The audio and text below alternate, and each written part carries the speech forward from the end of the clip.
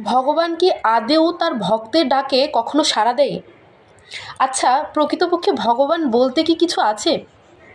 আমরা তো শ্রীবিগ্রহের আরাধনা করছি বা তার পূজা অর্চনা করছি। বিগ্রহ তো মূর্তিমান হয়ে দাঁড়িয়ে আছে আমাদের সামনে, তাই নয় কি? তাদের মধ্যে কি প্রাণ আছে? তাহলে বিগ্রহ কি করে ভগবান হতে পারে? এমনই অনেক নাস্তিকের অনেক মতবাদ।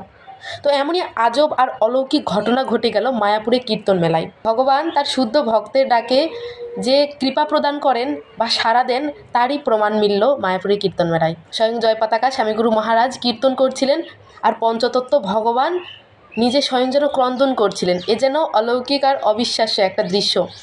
বিগ্রহ যদি স্বয়ং ভগবান নাই হন, তাহলে কি করে তিনি তার ভক্তের ডাকে ক্রন্দন করছেন?